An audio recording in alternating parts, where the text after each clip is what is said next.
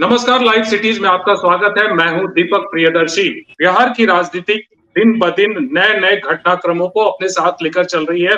2 दिनों पहले बिहार में जातीय जनगणना की जब रिपोर्ट जारी हुई, उसके बाद से बिहार की सियासी पारा काफी ऊपर चढ़ गया। अब बीजेपी और एक जेडीयू और आरजेडी के बीच कहीं आरोप प्रत्यारोप का दौर शुरू हो गया था। उसी बीच में बीजेपी के राष्ट्रीय अध्यक्ष जेपी नड्डा का बिहार आना होता है और यहाँ पर आके उन्होंने बहुत सारी बातें कही। जिस तरह से जातीय जनगणना को लेकर एक पॉलिटिक्स जो चल रही थी, उस पर उन्होंने ओबीसी पर अटैक किया, उस पर उन्होंने परिवारवाद पे अटैक किया, उस पर उन्होंने तमाम चीज जो है वो इंडिया गठबंधन को लेकर अटैक किया। सबसे बड़ी बात है कि जब से जातीय जनगणना की रिपोर्ट आई थी, उसके बाद बीजेपी के लिए बहुत ज्यादा बोलने के लिए कुछ मिल नहीं रहा था। अब ओबीसी के इशू पे जिस तरह से चीजें जेपी नड्डा ने रखी हैं, तो जाहिर सी बात है कि अब बीजेपी के स्वर कुछ बदलेंगे। हमारे साथ बीजेपी के प्रवक्ता रत्नेश जी भी हैं और ज्ञान जी भी हैं, कांग्रेस के प्रवक्ता हैं, उनसे बात करते हैं। रत्नेश जी, क्या आपको लगता है कि ज्ञान जी जिस तरह से जेपी नड्डा के आने के बाद और उन्होंने जिस तरह से अपने भाषण बापू सभागार में दिए हैं, कहीं ना कहीं आपके लिए अब एक एनर्जी का काम करेगा, जिस तरह से अटैक हो रहे थे आपके ऊपर? आवाज स्पष्ट नहीं आ रही दीपक जी आपकी। दीपक जी आपकी आवाज स्पष्ट नहीं आ रही है। रत्नेश जी, मेरा सवाल ये था कि अभी जिस तरह से जातीय जनगणना को लेकर लगातार जो है आरजेडी और जेडीयू आप पर अटैक कर रही थी, कहीं ना कहीं बीजेपी डिफेंडिंग पोजीशन में थी। अब जेपी नड्डा आए यहाँ पे और बिहार में उन्होंने जिस तरह से ओबीसी और तमाम चीजों पे उन्होंने जो अपनी बातें कही हैं, अब आपको एक जिसे कहें कि एक ताकत मिलेगी और अब आप जो है बीजेपी और आरजेडी और जेडीयू जिस तरह से अटैक कर रही है, आप उसको आप डिफेंड कर पाएंगे, आप अटैकिंग मोड में आप आ सकते हैं? नहीं, हमने डिफेंड करने की बात ही नहीं है। जातीय जनगणना का तो शुरू से भारतीय जनता पार्टी ने समर्थन किया है और उस कैबिनेट से जिससे जातीय जनगणना पास हुई थी, उस कैबिनेट का अंग था भारतीय जनता पार्टी। और यह जातीय जनगणना नहीं था, जाति वाइज सर्वेक्षण था। और सर्वेक्षण में हमारा बात है कि जातीय गणना तो आपने जारी कर दिया है, लेकिन जातीय स्थिति नहीं जारी की है। सर्वेक्षण में किस जाति को क्या अधिकार मिलना है, किस जाति के साथ क्या उसकी आर्थिक स्थिति है, सामाजिक स्थिति है, सरकार में उसकी नौकरी की क्या स्थिति है, रोजगार की क्या स्थिति है, इसके विषय में हम पूरी जानकारी जारी करने के लिए भारतीय जनता पार्टी मांग कर रही है। और ये जातीय जनगणना के तो हम लोग कहीं से भी विरोध नहीं है। आज ओबीसी की बात हो या पिछड़े वर्गों की बात हो, भारतीय जनता पार्टी और नरेंद्र मोदी की सरकार सर्वाधिक आगे बढ़कर उसके हक के लिए काम कर रही है और उसमें अपना योगदान दे रही है। तो इसलिए हम लोग को कहीं डिफेंसिव होने की तो बात ही नहीं है। हमारा कहना है कि जातीय गणना जारी हो गया, लेकिन जातीय सर्वेक्षण का भी डेटा सार्वजनिक होना चाहिए कि हमारे भारतीय देश में जो जातीय स्थिति है, जिस जाति वर्ग का, उसकी क्या आर्थिक स्थिति है, यह सबके सामने आना चाहिए। ज्ञान जी, आपने भी जेपी नड्डा का जो भाषण सुना होगा, उनका कहना है कि ओबीसी के मुद्दे पे जब से ये जातीय जनगणना के जो आंकड़े आए हैं, ओबीसी का जो 36% का जो आंकड़ा आया, उसके बाद से राजनीति काफी तेज है। तो जेपी नड्डा का ये कहना है कि ये जिस ओबीसी को लेकर आप लोग चैंपियन बन रहे हैं, आपकी गठबंधन के लोग चैंपियन बन रहे हैं, इस ओबीसी की चिंता तो सबसे पहले बीजेपी ही ने की थी। आपकी आवाज स्पष्ट नहीं आ रही। पता नहीं बीजेपी ने कब ये चिंता की थी। जेपी नड्डा जी शायद ये भूल रहे हैं। अगर इतनी ही चिंता रहती तो पिछले बार भी जब जेपी नड्डा जी बिहार आए थे तो ऐसी विवादित भाषण देके गए थे कि उसके बाद कितनी राजनीति क्या उथल पुथल हो गया था और बीजेपी को उसका खमियाजा भी भुगतना पड़ा था। इनफैक्ट बीजेपी को तो यहाँ पे बिहार में लोगों ने कहना शुरू कर दिया था ये भस्मासुर पार्टी, जिसके साथ शक्ति है उसी को खा जाती है, छुए सटला तक गैला, ऐसा वाला हिसाब था बीजेपी का। देखिए, मैं आपको दो बातें बहुत क्लियरली बोलता हूँ। आज जो जिस वर्ग की बात कर रहे हैं, ओबीसी और ईबीसी मिला के जो 62% आते हैं, ये एक सर्वेक्षण के जरिए निकाला गया। 1931, आप समझिए कहां से कहां टेक्नोलॉजी 1931 से 2022 तक में कितनी टेक्नोलॉजी बदल गई है कि आप अलग जगह बैठे हुए, मैं अलग जगह बैठा हूं, रत्नेश जी अलग जगह हैं, फयाम अहमद जी अलग जगह है, और फिर भी हम लोग एक मुद्दे पे बैठ के टेक्नोलॉजी के थ्रू डिबेट कर रहे हैं। ठीक इसी तरह से 1931 से बहुत सारी चीजें बदली होंगी। तो कायदे से तो देश में राष्ट्रीय जनगणना होना चाहिए था। इसके लिए बिहार के 9 दलों की एक सर्वदलीय बैठक टीम जाके देश के माननीय प्रधानमंत्री जी से भी मिला, लेकिन वहां से क्या सदन में जवाब आया कि हम कराने में सक्षम नहीं है। तब बिहार ने ये जातीय सर्वेक्षण कराया और उसके साथ साथ आर्थिक भी कराया। कल परसों की बात है, जब ये सर्वेक्षण जारी हुआ, उसके बाद सर्वदलीय बैठक हम माननीय मुख्यमंत्री जी नीतीश कुमार जी ने बुलाया। वहां पे सभी दलों ने अपने अपनी बातों को रखा और उस बातों को रखते हुए वहीं पे बोला गया कि जो हमने अभी एक आंकड़ा प्रस्तुत किया है, बाकी आंकड़े काम हो रहा है जो तो विंटर सेशन में उसे पब्लिश करेगा। कोई भी चीज को मैनिपुलेट नहीं करना है, बहुत सारी डेटा को एनालिसिस करके एक रिपोर्ट निकालनी है। Socio economic equation is very tough, उसको कैलकुलेट करके एक डेटा प्रस्तुत करना है, उसके लिए टाइम है। अगर किसी को आपत्ति होती तो बीजेपी ने वहां क्यों नहीं आपत्ति उठाई सदन बैठक में? उन्होंने बोला अब इनको चाहिए मुद्दा, इनके पास तो मुद्दा है नहीं, क्योंकि बीजेपी का एक बड़ा भयंकर मकसद होता है डाइवर्ट एंड रूल, क्योंकि वो मुद्दे की राजनीति तो करते नहीं है, शुरू से ऐसी राजनीति करते हैं कि हम मुद्दा को भटका दे, अपनी राजनीतिक रोटी सेक ले। शुरू से है इनका ये डीएनए। तो ये सभी लोग जानते, पूरे देश में ये चलित है कि अपने हिसाब से अपने तरीके से लोगों से सटते हैं। आज जेपी नड्डा जी कह रहे कि हम इसकी सबसे बड़ी पार्टी है दुनिया की, 38 शासक के साथ टंगे हुए हैं, देश की सबसे बड़ी पार्टी है। कैसी देश की सबसे बड़ी पार्टी हो सकती है? 38 पार्टी के साथ बन के केंद्र में बैठे हुए हैं। आप कहते हैं कि इंडिया अलायंस महागठबंधन है, अरे महागठबंधन हमारा तो 28 है, आपका 38 है, तो कहां है? और उस 38 में से फिर भी आपका वोट परसेंट 45% नहीं आ रहा है। महागठबंधन जो इंडिया अलायंस है, इंडिया अलायंस का 62% आ रहा है। तो आप ये देखिए कि कहां डर है, कहां से जमीन खोल रही है।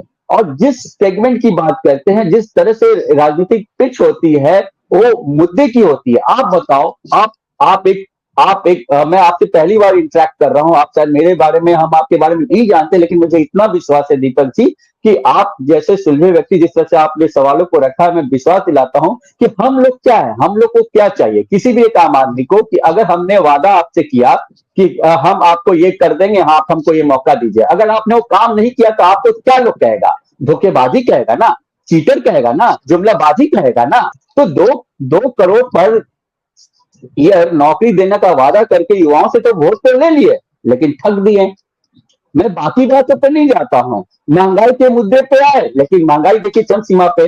कैसे हमारे देश के जो माननीय प्रधानमंत्री है नरेंद्र मोदी जी, जब वो गुजरात के मुख्यमंत्री हुआ करते थे, तो कैसे कहते थे, जैसे जैसे रुपए का वैल्यू गिरता है देश का ये करता है। बताइए आज कहां गया रुपया डॉलर? हाँ नड्डा जी ने ये भी कहा कि जिस तरह से पहले इस चीज का एक ओबीसी को आगे लाने को लेकर एक रिपोर्ट बनी थी, लेकिन उस समय आपकी कांग्रेस की सरकार थी, कांग्रेस ने उसको रिजेक्ट किया। इंदिरा गांधी जब प्रधानमंत्री थी, राजीव गांधी जब प्रधानमंत्री थे, तो उन्होंने इस रिपोर्ट को नजरअंदाज किया। बाद में वीपी सिंह ने इसको इम्प्लीमेंट किया। तो इस ओबीसी के मुद्दे पे कहीं ना कहीं कांग्रेस पार्टी को भी उन्होंने सीधे सीधे निशाने पे ले रखा है।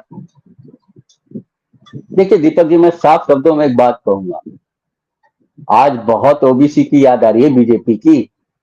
एक नाम बता दीजिए दीपक जी, सर संचालक एक ओबीसी आज तक हुआ है? बता दीजिए, मैं सवाल पूछता हूं दीपक जी, कैसी बात कर रहे हैं? ये राजनीति रोटी सेकने की कोशिश है, पूरी की पूरी चीजों को बगावत डालना है। यही तो मुद्दा है कि नौकरी से हटा दो ध्यान, महंगाई से हटा दो ध्यान, लोगों की आम जिंदगी में जो परेशानी है उससे हटा दो ध्यान, और इस तरह के मुद्दे परोस दो और अपनी राजनीति करो। यही बीजेपी की चाल चली। जी, हमारे साथ इस वक्त वरिष्ठ पत्रकार फैजान अहमद साहब भी जुड़े हुए हैं। फैजान साहब, जिस तरह से अभी बिहार में जो राजनीति चल रही है और जातीय जो गणना की जो रिपोर्ट आई है और ओबीसी के आंकड़े को लेकर जो है वो आरजेडी और जेडीयू काफी उत्साहित है और इसी मुद्दे को लेकर अभी राजनीति हो रही है। सभी इस ओबीसी को अपनी तरफ खींचने की कोशिश में लगे हुए हैं और आज जेपी नड्डा ने जिस तरह से स्टेटमेंट दिया कि ओबीसी की चिंता सबसे पहले हम लोगों ने की है, तो क्या ये माने कि आने वाले चुनाव में जो ये जातीय जनगणना तो एजेंडा होगी, साथ ही साथ ओबीसी जो है वो भी एक बहुत सबसे बड़ा मुद्दा होगा? बिल्कुल सही है। आज ये ओबीसी और ये जो जातीय गणना हुई है, ये एक सबसे बड़ा मुद्दा बन गया है और ये मुद्दा हर पार्टी के लिए आने वाले इलेक्शन में काम करेगा। लेकिन देखिए, इसमें एक सबसे बड़ी बात यह है कि बिहार एक पहला राज्य है जिसने इस तरह की जातीय गणना करवाई है। बहुत से लोग इसको जनगणना भी कहते हैं, जो गलत है। ये जातीय गणना हुई है, यानी सर्वे हुआ है, कास्ट सर्वे हुआ है। और इसकी ये रिपोर्ट जो आई है, तो इसका हर तरफ से लगभग इसको वेलकम भी किया जा रहा है। न सिर्फ राजनीतिक हलकों में बल्कि सामाजिक हलकों में भी और इंटेलेक्चुअल्स के बीच में भी इसकी सराहना की जा रही है, क्योंकि ये पहली मर्तबा इस तरह का कोई एक एक्सरसाइज हुआ है। हालांकि देखिए दीपक जी, ये आप भी देख रहे होंगे या और लोग भी देख रहे होंगे कि जो हम लोग एक अंदाजा लगाते थे कि फलाना जाति इतना परसेंट होगा, फलाना जाति इतना परसेंट होगा, इसमें जो रिपोर्ट जो आई है उसमें कोई बहुत ज्यादा का फर्क नहीं है। 1-2% या आधा % का ही फर्क हो सकता है, जो हम लोग जो अब तक अंदाजा लगाते आए थे। लेकिन फिर भी ये एक अब तो एक डॉक्यूमेंटेड चीज बन के आ गई है। दूसरी तरफ आप दीपक जी, आप ये कह रहे थे कि बीजेपी ये भी कह रही है कि साहब हम इसको सनातन धर्म और ये जनगणना, जातीय गणना, इसको हिंदू कार्ड खेलने के, तो जहां हिंदू कार्ड खेलने की बात आएगी वहां जातीयता की बात फिर नहीं आएगी। ये जो तथाकथित जातीयता की बात आ रही है, आप हमको अभी देखिए, वो ज्ञान रंजन जी तो है यहाँ पर, वो लगता है अभी उनका डिस्कनेक्ट हो गया है। लेकिन हमें बताइए आप लोग, क्या बिहार में बिना जाति के कोई काम होता है? और सबसे बड़ी चीज है कि क्या चुनाव में जातीयता नहीं होती है, या जातीयता सबसे बड़ा फैक्टर नहीं होता है? उम्मीदवारों के चयन से लेकर कौन क्षेत्र में कौन उम्मीदवार रहेगा और कहां किस जाति की ज्यादा आबादी है, उसी हिसाब से सारा कुछ डिसाइड होता है। क्या आप कोई भी पार्टी औरंगाबाद में किसी यादव को या किसी ओबीसी को कैंडिडेट को खड़ा करने की गलती कर सकता है? नहीं करेगा, क्योंकि यहाँ जातीयता बहुत ही स्ट्रांग है और मतलब अपनी सोसाइटी में ये बहुत ही एक स्ट्रांग फैक्टर भी है, क्योंकि ये कोई नई चीज नहीं है। जातीयता बहुत ही पुरानी चीज है, और अगर इसको कोई हटाना चाहे या मिटाना चाहे तो उसके लिए भी बहुत लंबा समय लगेगा। ये 1-2-4 दिन या 1-2-4 साल में ये मुमकिन नहीं हो पाएगा। अगर कोई भी पार्टी ये समझती है कि वो सिर्फ धर्म के नाम पर वो कर ले, जातीयता, बिहार जैसे राज्य में वो जातीयता नहीं करेगा और जातीयता के नाम पर वो इलेक्शन नहीं लड़ेगा या कोई भी उसका जो वो नहीं होगा, तो ये बिल्कुल गलत ही सोच होगी। जी फैजान साहब, एक सवाल मैं ज्ञान जी से लेना चाहता हूँ। ज्ञान जी, कुछ दिनों पहले राहुल गांधी ने कहा था संसद में कि बीजेपी ओबीसी को प्रेफर करती है, ओबीसी प्रधानमंत्री है, उन तमाम चीजों को लेकर, और उन्होंने आंकड़ा दिया था कि केंद्र सरकार में जितने भी मंत्रालय हैं उसमें सिर्फ 3 ओबीसी के सेक्रेटरीज हैं। जेपी नड्डा ने आज अपने भाषण में जिसका जिक्र किया, उन्होंने ओबीसी के इश्यूज पर कहा कि आज उनके कैबिनेट में 27 ओबीसी के मंत्री हैं, जो तकरीबन है वो 85 ओबीसी के एमपीज हैं, और जितने भी एमएलसी हैं उस एमएलसी में 40% ओबीसी से हैं। तो इन्होंने ओबीसी को लेकर जो सवाल राहुल गांधी ने रेस किए थे उसको काउंटर किया आज। दीपक जी, मैं इसका जवाब दूंगा। ये तो वही बात हो गई ना।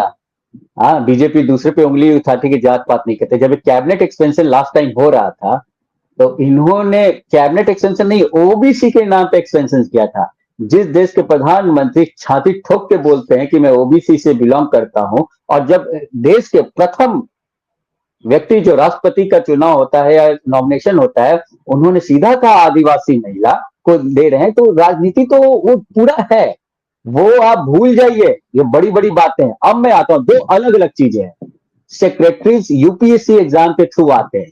आप ये देखिए, एक सिस्टमैटिक अटैक है। आप बात को समझने की कोशिश कीजिए। यहां तो जाति के आधार पे वोट देना होगा। जैसे फैजान जी ने कहा कि औरंगाबाद में आप ओबीसी को दे दीजिए, यादव को दे दीजिए, हार जाइएगा। वो जो कैलकुलेशन है वहां तो आपके पॉपुलेशन बेस पे आपको मजबूरी है कि किस तरह के कैंडिडेट देना है, वो चुन के आए। लेकिन यहाँ क्या है, ओबीसी सेक्रेटरी से सेक्रेटरी की बात हो रही है, यूपीसी के तहत आते हैं, वहां पे जो सिलेक्टेड है ऑलरेडी ओबीसी से बहुत सारे थे। ये सिर्फ एक एग्जाम्पल दे रहे हैं। ऐसे तो मैं आपको यूपी के यूनिवर्सिटीज की बात करूंगी जहां पे कितने ओबीसी के प्रोफेसर नहीं है, यूजीसी में प्रोफेसर की खाली है, मतलब सारे वैकेंसीज हैं। मुझे नहीं आइडिया था, वरना मैं डेटा लेके बैठता, मेरे पास है वो डेटा, लेकिन मैं गलत डेटा लमसम नहीं देना चाहता, एग्जैक्ट डेटा हूं इसलिए मैं कोट नहीं कर रहा हूं, लेकिन मेरे पास वो डेटा है। हम ये कहना चाहते हैं, राहुल गांधी जी ने सदन में अगर ये बात बोली है तो क्यों बोलने की जरूरत पड़ी, क्यों बोलने की जरूरत पड़ी? आप सीधा सीधा स्ट्रक्चर्ड वे में सोचिए, एकदम पॉजिटिव वे में। देश में हम मान लीजिए मेरे घर में 5 लोग हैं, 3 लोग पढ़े लिखे हैं, 2 पढ़े लिखे नहीं है, तो क्या जो 2 पढ़े लिखे नहीं है, जो तो कमजोर है, उसको हम छोड़ देंगे क्या? उसके अपने घर में से हिस्सा नहीं देंगे क्या? है, उसकी भी तो उतनी ही हिस्से प्रॉपर्टी में बनती है ना पिताजी की। हाँ, तो वहां तो घर में जब प्रॉपर्टी का बंटवारा होता है तब तो बराबर का हिस्सा मिलता है। यहाँ तो उनको संविधान और लोक मंडल कमीशन सरकार की नीतियां ने 27 या 30% जो भी देती है, जो है वो उसमें जेपी नड्डा ने ये बताया, जो उन्होंने कहा कि आप लोग ओबीसी के चैंपियन बने फिर रहे हैं, तो उन्होंने आपको ये मैसेज देने की कोशिश किया कि अगर आप लोग चैंपियन बने फिर रहे हैं तो हम लोग भी उसके धुरंधर हैं। नहीं दीपक जी, मैं एक लाइन में बहुत पॉलिटिकल स्टेटमेंट दे रहा हूं। जेपी नड्डा जी बिहार की धरती पे आए हैं और जब भी वो कुछ बोल के जाते इस तरह के, उनको मुंह के खानी पड़ती है। लास्ट टाइम उन्होंने बोला था कि रीजनल पार्टी का समापन हो जाएगा, और आज में फिर से उन्होंने शायद ये बात बोला है कि निश्चित तौर से हो जाएगा। मैंने ठीक से सुना नहीं, मैंने ओवरऑल थोड़ा पढ़ा है। मैं आपको बताता हूं, कितनी हिम्मत है, मैं आपके लाइव सिटी चैनल के माध्यम से मैं चैलेंज करता हूं कि जिस दिन आरएसएस संचालक कोई ओबीसी बन जाए, एससी एसटी बन जाए, कोई महिला बन जाए, तो मैं जानूंगा ये पॉलिटिकल स्टंट है, क्योंकि वहां पे cast equation, number of people, population depend करता है। अगर वहां नहीं देंगे तो जीतेंगे नहीं, जो आपके फायदेमंद है। मैं आपको चैलेंज देता हूं, आने वाले 50 साल तक ये नहीं होगा। बहुत ज्यादा उन लोगों में ऐसी चीजें हैं। आज तक जो महिला विरोधी है, 1989 में ये बिल पास हो जाती ना राज्यसभा में, 7 लोगों ने राज्यसभा में महिला बिल को विरोध किया था। कौन लोग थे उसमें से? लाल कृष्ण आडवाणी, अटल बिहारी वाजपेयी, मुरली मनोहर सिंह, यशवंत सिंह, जो झारखंड राजस्थान वाले जो नहीं रहे, दिवंगत हो गए। अब बताइए, उन लोगों ने उस समय महिला बिल का विरोध किया था, तो कहां से ये आप समझिए, इनका डीएनए कुछ और है। मैं इनकी बहुत बखूबी से इन लोगों को समझता हूं, बहुत पढ़ा, इन लोगों के बारे में बहुत समझा है। मैं आज के युग में अगर एक लड़का, पढ़ा लिखा लड़का कांग्रेस जैसे पार्टी को 2017 में ज्वाइन करता है तो बेवकूफ नहीं होगा, वो देश के प्रति समर्पित है। ऐसे बहुत लोग हैं जो देश के लिए खड़े हैं, और इस तरह की जो ज्ञानबाजी। फैजान साहब से एक सवाल लेता हूँ। फैजान साहब, जिस तरह से जेपी नड्डा ने आज इंडिया अटैक यानी वो इंडी अलायंस के बारे में बात कर रहे थे, और उन्होंने सीधे परिवारवाद की उन्होंने चर्चा की। उन्होंने 3 पॉइंट की बात कही और उन्होंने कहा कि पूरा इंडी अलायंस है वो 3 चीजों पे टिका है, परिवारवाद, भ्रष्टाचार और तुष्टीकरण। परिवारवाद का जिक्र करते हुए वो जम्मू कश्मीर गए, जहां बोले कि उनकी पार्टी फारूक अब्दुल्ला, उमर अब्दुल्ला है। फिर बंगाल में आए, उन्होंने कहा कि ममता बनर्जी, अभिषेक बनर्जी है। फिर उसके बाद फिर उत्तर प्रदेश गए, वहां मुलायम सिंह यादव और अखिलेश यादव और डिम्पल है। और फिर बिहार आए कि लालू प्रसाद यादव, तेजस्वी यादव, मीसा भारती, यहाँ फिनिश। उसके बाद फिर कांग्रेस की तरफ गए कि सोनिया गांधी, राहुल गांधी, प्रियंका गांधी। तो क्या आपको लगता है कि इंडिया अलायंस में जितनी भी पार्टियां हैं, क्या वाकई में सभी परिवारवाद से ग्रसित हैं? देखिए, ठीक है, वो नड्डा जी ने जो बात कही है या नाम ले करके अगर उन्होंने कहा है तो इसमें कोई इनकार तो नहीं कर सकता है। वो चाहे लालू जी की के परिवार की बात हो, या मुलायम सिंह के यादव की बात हो, या स्टालिन की हो, या फारूक अब्दुल्ला की हो, ये सही है। लेकिन सच्चाई ये भी है कि परिवारवाद किसी एक पार्टी या सभी, मैं तो ये कहता हूँ परिवार हर पार्टी में है, हर पार्टी में, इंक्लूडिंग बीजेपी के आज कई बड़े-बड़े नेता हैं जो केंद्र में मंत्री भी हैं या बड़ी हैसियत रखते हैं। उनके बच्चे भी राजनीति में, एक्टिव राजनीति में हैं, विधायक भी हैं और सांसद भी हैं। तो इसको एक बहुत बड़ा इशू नहीं बनाया जा सकता, और हमको लगता है कि अपने भारत देश में ये परिवारवाद कभी कोई इशू था ही नहीं। अगर परिवारवाद के खिलाफ माहौल बनता तो इंदिरा गांधी तो कभी इलेक्शन नहीं जीत पाती, लेकिन क्योंकि वो हर बार जवाहरलाल हर नेहरू की चुनाव में बेटी ये थी और परिवारवाद की परिवारवाद की चर्चा बात तो आ होती जाती है तो फिर वो प्रधानमंत्री। कैसे जीतती जी। लेकिन हर बार के चुनाव में, हर जब भी चुनाव होते हैं, चाहे वो लोकसभा के चुनाव, विधानसभा के चुनाव, ये परिवारवाद का मुद्दा उठता जरूर है। उठता जरूर है, मानता हूं मैं कि उठता जरूर है, लेकिन इसकी कोई बहुत मतलब पब्लिक में इसकी पहुंच या इसका अप्रोच बहुत स्ट्रांग नहीं है। नहीं ये बात पब्लिक में इलेक्शन में ये काम भी आती है। आप लोग भी जानते हैं कि ये इलेक्शन में ये मुद्दा तो कभी काम आया नहीं, परिवारवाद। करप्शन हो सकता है, करप्शन के बारे में कोई नहीं थे, लेकिन परिवारवाद कोई इलेक्शन का मुद्दा नहीं रहा। ठीक है ज्ञान जी, एक सवाल आपसे लेते हैं कि अभी जिस तरह का आज जो मीटिंग हुई, उस मीटिंग में ओबीसीज और तमाम परिवारवाद और तमाम चीजों पे चर्चा हुई, लेकिन साथ ही साथ बीजेपी के नेताओं से खुले मन से ये भी कहा गया कि आज के डेट में हिंदू की आबादी, जो जातीय जनगणना के जो आंकड़े आए हैं उसमें हिंदू की आबादी भी 81.99% यानी 82% के आसपास है। और इसी को बीजेपी अब इसको बेस बना रही है। सुशील मोदी का स्टेटमेंट आया कि कोई भी माई का लाल हिंदू को नहीं बांट सकता, और गिरिराज सिंह ने भी स्टेटमेंट अपना दिया, वो है कि सनातन धर्म और हिंदू की चर्चा उन्होंने की। तो जाहिर सी बात है कि हिंदू कार्ड भी खेला जाएगा, इसको कैसे डिफेंड करेंगे? पहली बात तो हिंदू धर्म इतना आसान नहीं है कि कोई बांट दे, और किसी बाप की बपौती नहीं है कि कोई पार्टी बोल दे किसी पे मेरी पार्टी है। कितने लोग आए इतिहास में, देख लीजिए कितना पुराना इतिहास है हमारा हिंदू धर्म का। कितने लोग आए और चले गए, लेकिन हम अभी भी खड़े हैं। हिंदू धर्म का मात्र एक बेस है, हम बिल्कुल टॉलरेंट होते हैं, हम बिल्कुल झुकना जानते हैं, हम बिल्कुल सहना जानते हैं, हम बिल्कुल अपने नित्य कर्म करते हैं और कमजोर वर्गों को मजबूत करना जानते हैं। और हिंदू धर्म किसी का ये नहीं ना है कि हम पकड़ के रख लिए तो मेरा है। ये पार्टी का झंडा नहीं ना है कि आप पकड़ के बोल दीजिएगा हिंदू कार्ड खेले या फलाना कार्ड खेले। मैं आपको इस बार बताता हूं, हम मुद्दे पे लड़ाई लड़ेंगे और मुद्दा हमारा बहुत क्लियर है। युवाओं के लिए रोजगार स्थापित करना, महिलाओं के जो केंद्र सरकार द्वारा जो कृत्रिम है, मैं बोलता हूँ आर्टिफिशियल, सनातन का मुद्दा तो कहीं आपको, सनातन का मुद्दा इंडिया अलायंस के कई ऐसे दलों जो उनको चुभा और उन्होंने कई स्टेटमेंट दिया। आपके भी एग्जाम्पल कई हैं जिसमें स्टालिन का भी है, उनके बेटे। देखिए इसका मैं आपको कर्नाटक ले चलता हूं थोड़ा। बात को बतंगर बना के उन्होंने हनुमान जी को बीच में ले आया। हनुमान जी का गदा ऐसा चला कि कर्नाटक से क्लीन आउट हो गए। ये पब्लिक सब समझ रही है। हिंदू धर्म कोई मजाक नहीं है जो इन लोगों ने हर बात में हिंदू और सनातन लाते हैं। हमारा धर्म है भाई। इस तरह से आप बात करते हैं, ये लोग कभी सोचते क्या? पहले कभी होता था कि हम पूजा कर रहे हैं तो दिखा रहे हैं? हमारा हिंदू धर्म का एक रीति रिवाज होता है, पूजा पाठ करने का, रखने का संस्कार होता है, एक लाइफ है, एक स्टैंडर्ड है, हमारी आत्मा होती है। जो पत्थर में भगवान डाल ले उससे अच्छी कोई धर्म हो सकती है क्या? जो भावना है, जहां पे भाव ही भगवान है। तो ये सब बेकार की बातें। हिंदू नहीं है, अब की युवा जाग गए हैं, पढ़े लिखे हैं। इन्होंने क्या किया? रोजगार हटा दिया, बच्चों को पढ़ना लिखना कम कर दिया ताकि ये अपने व्हाट्सएप यूनिवर्सिटी से अफीम चरस पिला के उनका दिमाग डाइवर्ट कर दे। मेरा कहने का मतलब ये है, और इनका यही है, डाइवर्ट एंड रूल। देखिए इनका डीएनए, एक लाइन में क्लोजिंग लाइन है, एक डीएनए इनका क्या है ना कि ये अंग्रेज इनके आका रहे हैं, इनके डीएनए में ब्रिटिशों का चापलूसीगिरी रहा है। तो अंग्रेज का रूल था डिवाइड एंड रूल, इनका क्या है? Divert, divert and rule. इनका तीनों है। उन्होंने अपने आका से लिया कि डिवाइड करो, फिर उसके बाद डाइवर्ट करो और फिर इन पे राज करो।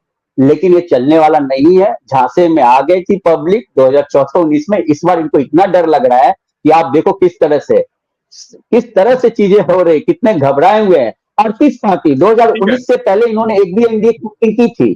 ठीक है, बीजेपी वाले तो है नहीं। सवाल ले लेते कि फैजान साहब, जिस तरह का आज जेपी नड्डा का स्टेटमेंट हुआ और बिहार के जो राजनीतिक घटनाक्रम, जातीय जनगणना और तमाम ऐसी चीजें, तो एक एजेंडा सेट हो गया इलेक्शन को लेके, लोकसभा चुनाव को लेके कि एक तो पहले हिंदुत्व कार्ड और दूसरा ये जातीय, और खास करके उसमें ओबीसी की संख्या और ओबीसी का जो आंकड़ा है, ये इलेक्शन का मेन एजेंडा होगा बिहार में। जी हाँ, बिल्कुल। और लेकिन देखिए मुझे ऐसा लगता है कि इस जो जाति गणना जो आई है बिहार में, जो हुआ है, उससे बीजेपी को कुछ घबराहट हो रही है। हालांकि सच्चाई तो ये भी है कि बीजेपी उस समय पावर में थी जब यहाँ ये इसको इशू बनाया गया था, और सरकार की तरफ से, मतलब नीतीश कुमार और जेडीयू की तरफ से, और असेंबली में भी इसको इस पर बात हुई। एक डेलीगेशन भी गया प्राइम मिनिस्टर से मिलने के लिए, जिसमें बीजेपी भी थी। लेकिन ऐसा लगता है कि मतलब ये एक परेशानी का मामला बन गया है बीजेपी के लिए। क्या अब उन्हें इसकी काट करनी है, इसको काउंटर करने के लिए, तो अब जैसा कि आपने कहा कि वो नड्डा जी बोल रहे थे, सुशील मोदी ही बोल रहे थे कि वो एक हिंदू को यूनाइट करने की बात, यानी सनातन के नाम पर वो हिंदू को यूनाइट करने की बात, कि वो कहें कि भाई कास्टिज्म को छोड़िए और हिंदूज ऑफ इंडिया यूनाइट। तो इसी इशू पर काम, लेकिन ये कोई पहली बात नहीं है जो आप कह रहे हैं कि ये हिंदू कार्ड खेला जा रहा है। तो बीजेपी तो पहले भी हिंदू कार्ड खेल चुकी है, और उनके लिए सबसे बड़ा कार्ड यही होता है हर चुनाव में। उनके लिए सबसे बड़ा कार्ड यही होता है कि किस तरह से हिंदुओं को वो मोबिलाइज किया जाए, उनके सपोर्ट को किया जाए, उनको यूनाइट किया जाए वो अपने अंदर में, और उसको कास्टिज्म। लेकिन बिहार हो या यूपी हो, ये ऐसे राज्य हैं जहाँ कास्टिज्म, मुझे लगता है कास्टिज्म काफी स्ट्रॉन्ग फैक्टर होता है। और उसकी वजह ये है कि अब कास्टिज्म अगर स्ट्रॉन्ग फैक्टर नहीं होता तो ये इतनी जो रीजनल पार्टीज कास्ट के नाम पर बनी हुई है बिहार और यूपी में, ये कैसे पनपती है, कैसे इतना आगे बढ़ती है? तो जाहिर सी बात है कि आने जो अभी जिस तरह का माहौल, अभी राजनीतिक माहौल है, अभी और गर्माएगा, क्योंकि बिहार की जातीय जनगणना अभी जारी हुई है। जेपी नड्डा ने आकर अपने ओबीसी को लेकर अपने पार्टी की तरफ से पक्ष रखा है। तो जाहिर सी बात है कि अब बीजेपी फिर से हमलावर होगी। तो आने वाले दिनों में नई तस्वीरें जो हैं वो राजनीति की देखने को मिलेंगी। बहुत बहुत धन्यवाद ज्ञान जी, आप हमसे जुड़े। बहुत बहुत धन्यवाद। आप भी बहुत बहुत